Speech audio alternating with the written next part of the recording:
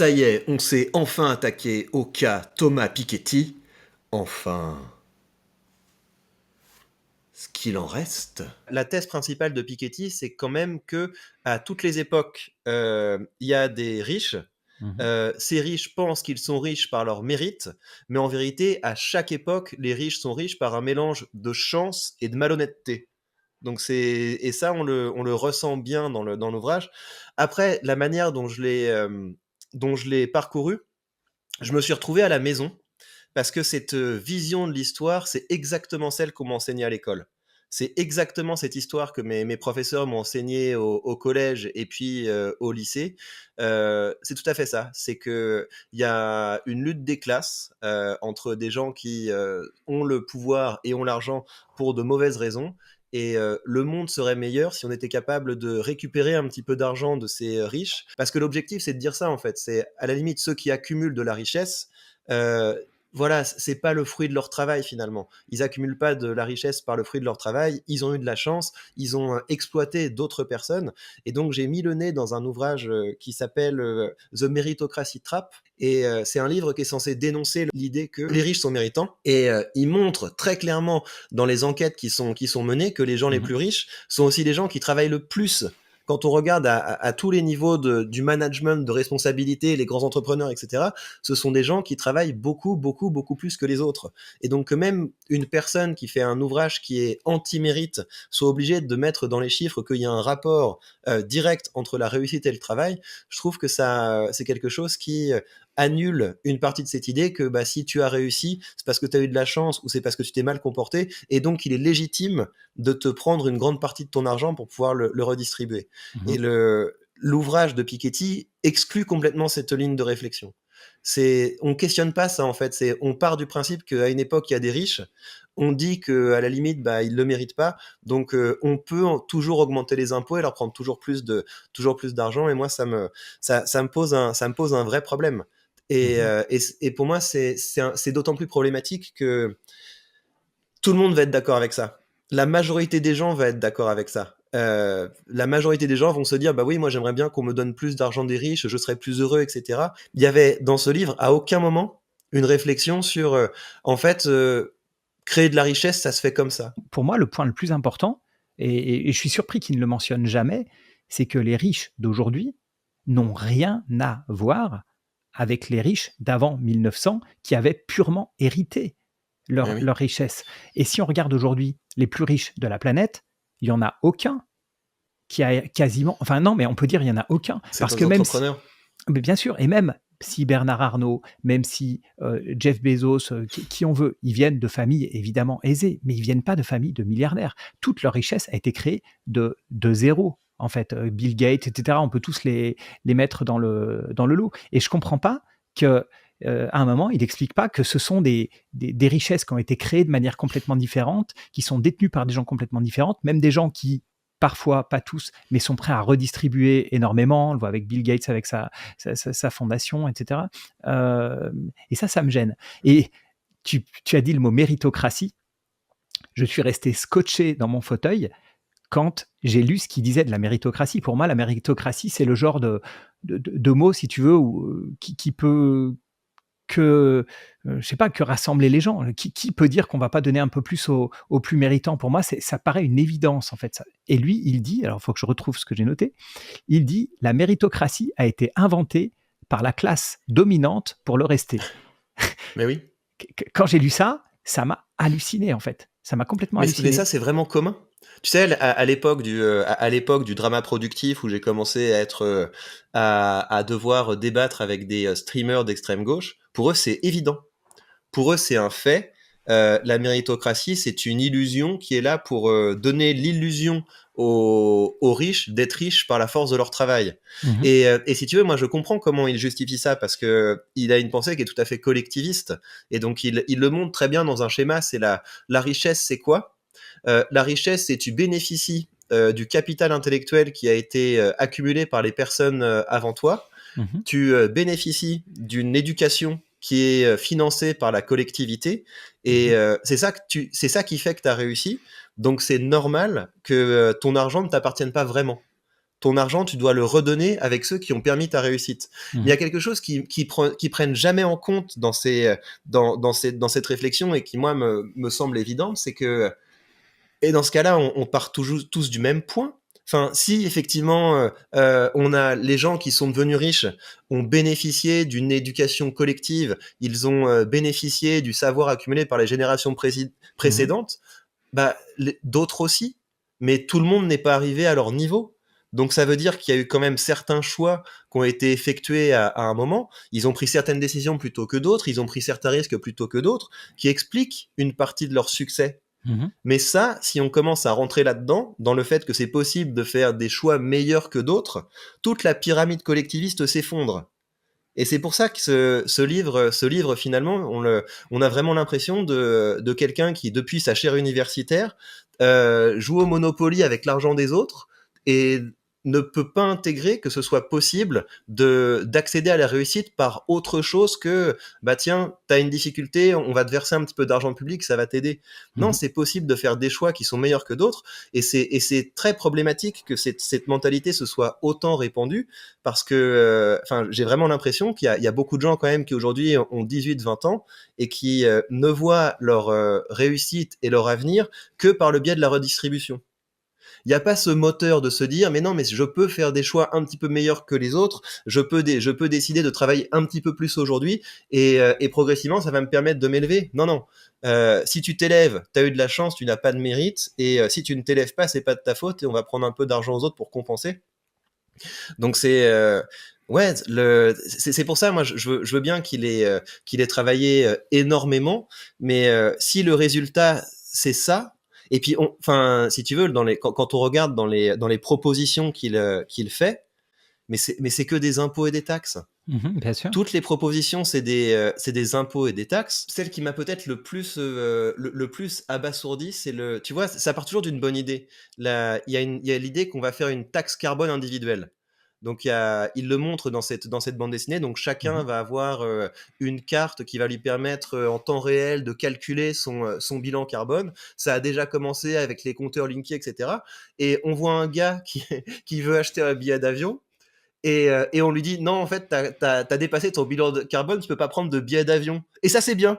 Enfin, c'est complètement fou. Ça, c'est bien. C'est-à-dire qu'on va te traquer jusqu'au fond des toilettes pour regarder, tiens, là, t'as consommé un petit peu, et à la fin, on va limiter drastiquement ta liberté de déplacement parce que t'as dépassé le quota, et ça, c'est bien. Enfin, je trouve ça complètement fou. Et qu'on soit venu à un tel manque de confiance en nous pour se dire qu'on va collectiviser des choix qui sont tellement individuels, pour moi, c'est des propositions de fous dangereux.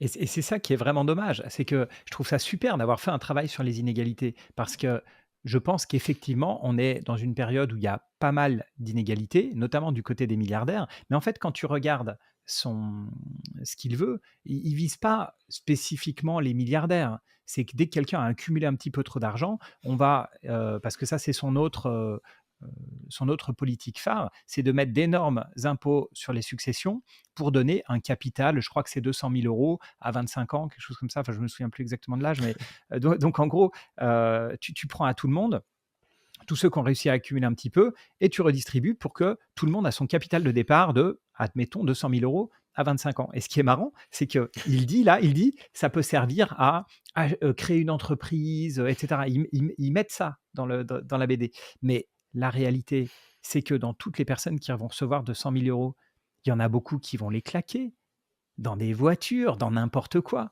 Et lui, il dit oui, ils vont pouvoir acheter soit de quoi se loger, soit de quoi créer une entreprise. Mais la réalité, c'est qu'il y a une bonne partie qui va en faire n'importe quoi de cet argent. On sait très bien la différence qu'il y a entre comment on dépense l'argent gagné par son travail ou par ses parents, et comment on dépense l'argent gagné au loto. Et si tu gagnes au loto à 25 ans avec 200 000 euros, ça va être dépensé comme le font les gagnants du loto, c'est-à-dire qu'ils seront tous, Absolument. ils vont tous avoir tout vidé, le portefeuille au bout de 6 mois, quoi. Mais c'est ça le point, c'est que croire qu'on va faire sortir les gens de la pauvreté en mettant un peu d'argent public dessus, c'est une erreur. Après, je sais que c'est un économiste qui est un peu controversé, mais pour moi, j'aimais beaucoup la manière dont Thomas Sowell a approché ça. C'est que, en fait, on sort de la pauvreté en apprenant à gagner de l'argent. On sort de la pauvreté en apprenant à faire des choix. Et tu donnes 100 000 euros à quelqu'un qui a appris à gagner de l'argent. Bah ouais, son argent, il va le faire fructifier, il va être capable d'en faire quelque chose qui va être productif.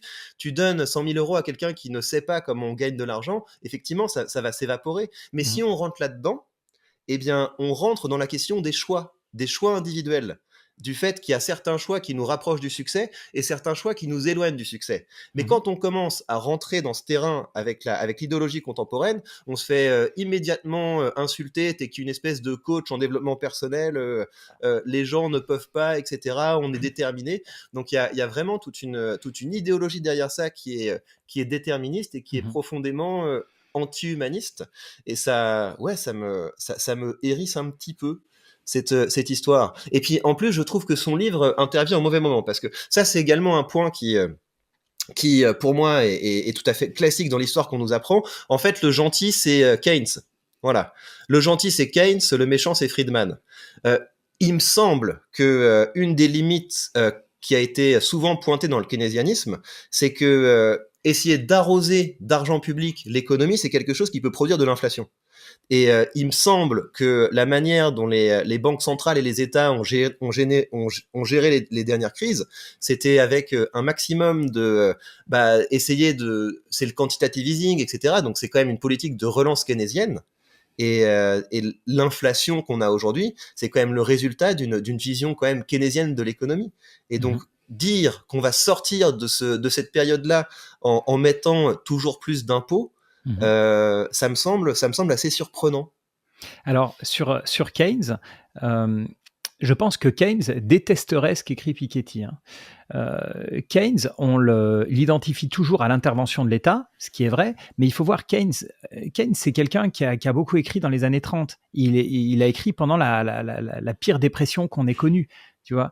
Donc, Keynes, à l'époque, il a dit, quand on a une grande dépression, comme celle qui a suivi 1929, il faut que l'État intervienne pour remettre de la demande dans l'économie, parce que plus personne ne consomme.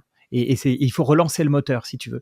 Mais ce qu'il a dit aussi, les gens n'ont écouté que ça, mais ce qu'il a dit aussi, c'est dès que le moteur remarche, dès qu'il y a de la croissance, alors il faut diminuer l'intervention de l'État, il faut diminuer les déficits, etc., jusqu'à retourner à un niveau correct. Or, les personnes interviennent, arrosent, mais dès que ça va bien, il n'y a plus personne qui est là pour réduire les déficits ou pour réduire les impôts.